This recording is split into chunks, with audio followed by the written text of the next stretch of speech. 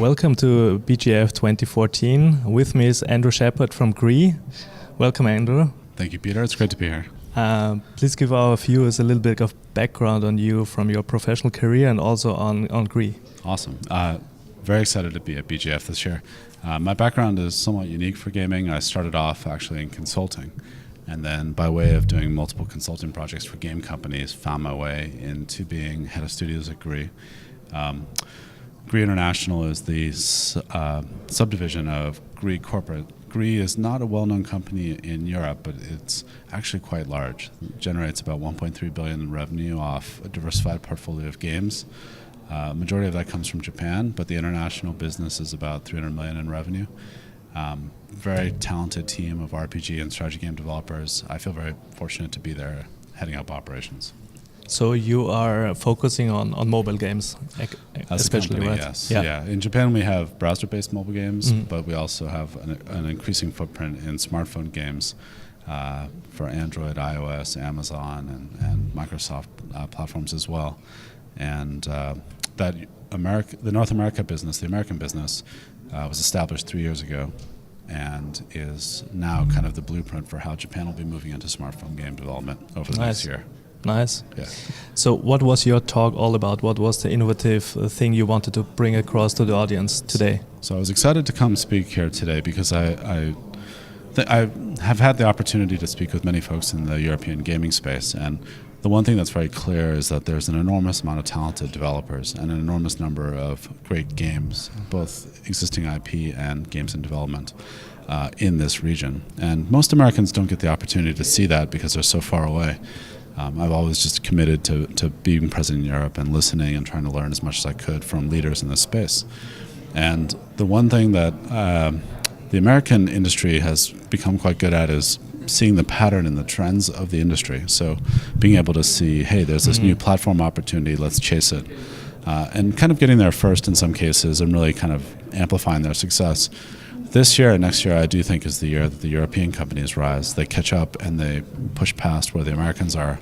And that's not only because there's an enormous amount of talent here and great games and great IP waiting to be activated on the mobile platform, but it's also because today's ecosystem of game development is more the way European game development operates. It's much more multicultural. It's much more distribution complex.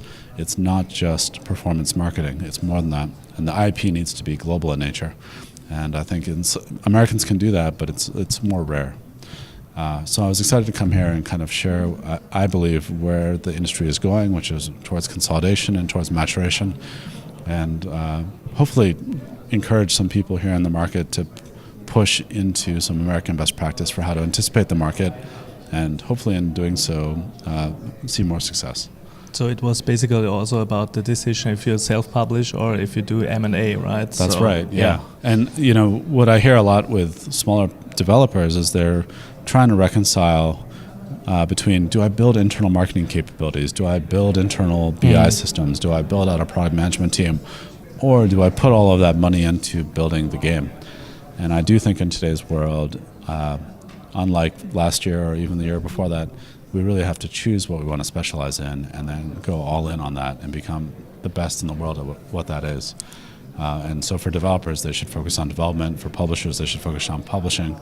Anytime that you're not 100% focused on what you're doing, you're potentially falling behind other people that are doing that. So you have to stay focused and be the lead in your specific segment, more or less. Absolutely.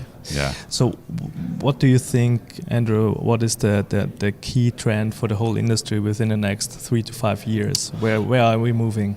I definitely am excited as a consumer for the category because I think metal and technologies like that point to a future of gaming which is going to be much richer, much more complex, and much more visually entertaining than we've seen ever before, especially on handheld devices. I also think gameplay complexity is on the rise in a good way, where people are looking for more than just tap interactions.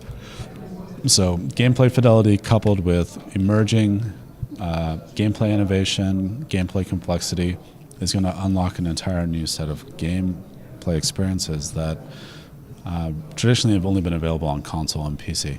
So I'm very excited for that. I also think you're going to see more Asian companies competing in Western markets, more Western companies competing in Eastern markets. And so it's going to be a level of industry rivalry that really forces only the best games to rise to the top. So from a consumer standpoint, it's going to be awesome. I think it's going to be a little bit tough for us in the development space, but that's part of the game. That's part of the game, yeah. What do you think about immersive gaming, headset gaming, wearables, Internet of Things? Do you think it will make an impact on the gaming market and the gaming world, or? So, I was initially very skeptical of VR. Yeah. Only because of the high acquisition costs, but after having gone to a couple tech meetups in San Francisco, just kind of watching how much enthusiasm there is within the development community for VR, I can see it in the future. I don't think it's any time soon, but I think with Facebook backing Oculus, enough money going into that to drive down the cost of the systems. Also some pretty just clever, practical solutions like cardboard holders for your cell phone, your mobile phone. I think there's actually some cool stuff there. I think near term there's some fun interactive experiences to be had with AR. I'm a huge fan of augmented reality. I think it's closer and it can be a complement to core gameplay in a way that's fun.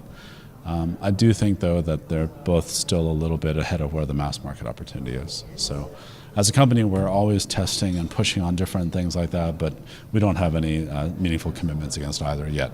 Cool. Yeah. Sounds really interesting. Yeah.